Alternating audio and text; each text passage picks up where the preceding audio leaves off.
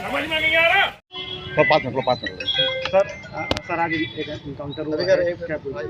ये देखिए, एक हफ्ता पहले चकेरी में एक मुकदमा लिखा गया था, जिसमें एक व्यक्ति ने लिखाया था, लड़के ने, कि जब वो अपनी माँ का इलाज करा रहा था उसी दौरान उसका किडनैपिंग हुई और उस पर हमला हुआ, जिस पे 307 जानलेवा हमला का था वो मुकदमा लिखा गया था।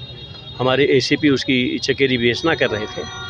जब इसकी डिटेल में हम लोग गए तो इसमें पता चला कि एक बलराम राजपूत करके जो क्रिमिनल है वो बेसिकली यहाँ का कानपुर का बड़ा नोटोरियस है, स्मैक का, गांजे का बहुत बड़ा एक तरीके से कारोबारी है और इसमें पहले भी गैंगस्टर का बाकी मुकदमे लिखे हैं।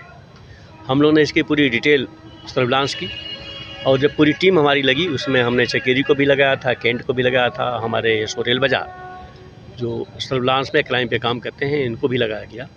तो उसके मूवमेंट की सूचना मिल रही थी और चूँकि वो किडनैपिंग में जिसको इन्होंने मारा पीटा था उसकी हालत ख़राब थी, वो हाईलाइट में एडमिट था और उसकी माँ ने डिटेल उसके बारे में बताया था कि इसने किया था।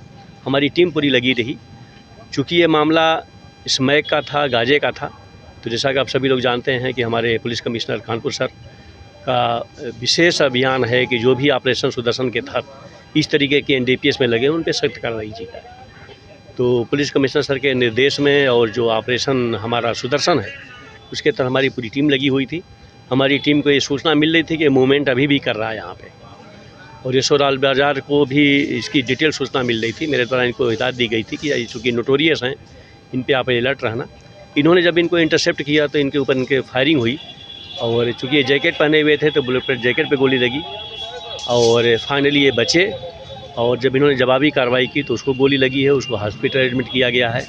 इस पे 25 से ज़्यादा मुकदमे आज की डेट में दर्ज हैं और स्मैक और गांजे का ये बहुत बड़ा सप्लायर है, हिस्ट्रीशीटर है, गुंडा है, गैंगस्टर है। तो इस पर हमारी रेल बाजार पुलिस ने कार्रवाई करी। सर कितने लोग थे जब ये अकेले था और इस पर पिस्टल थी, एक होता ना तमंचा, इस पर पिस्टल थी। इसने जब फायरिंग करी तो पुलिस उसमें लगी हुई थी, पुलिस अलर्ट हुई और जब जवाबी फायरिंग की तो इसको गोली लगी। कितनी फायरिंग करी? कितनी फायरिंग?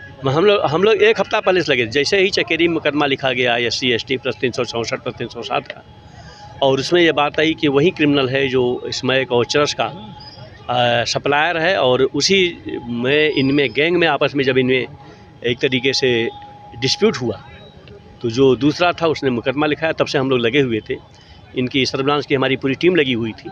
अब फाइनली जो है जब इसके मूवमेंट की सूचना मिली तो रेल बाजार SO जो हमारे हैं वो लगे हुए थे और फाइनली इसको धर दबोचा। इसके गिरोह का पता चला?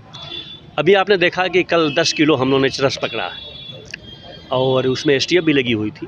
तो हम लोग जो NDPS के या जो भी मतलब इस तरीके के नारकोटिक्स में लगे हुए हैं, हमारे पुलिस कमिश्नर कानपुर सर का एकदम स्पष्ट आदेश है कि ऑपरेशन सुदर्शन के तहत जो भी इस तरीके के क्रिमिनल हो उस पर सख्त कार्रवाई हो और उनको या तो जेल में भेजा जाए या फिर वो स्टेट छोड़ के। सर पुलिस के आपस में जो भीड़ हुई है जिसके बदमाश के साथ कितने राउंड फायर हुए हैं कुछ इसके बारे में? अभी इसकी डिटेल हम पता कर रहे हैं, लेकिन एक मतलब एक अच्छी बात यह है कि हमारे SO को जो गोली लगी है बुलेट पे वो बचे हैं।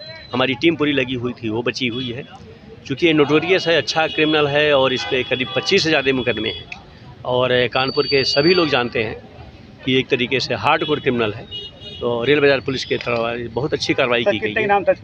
25,000 रुपये का इनाम था। Thank you.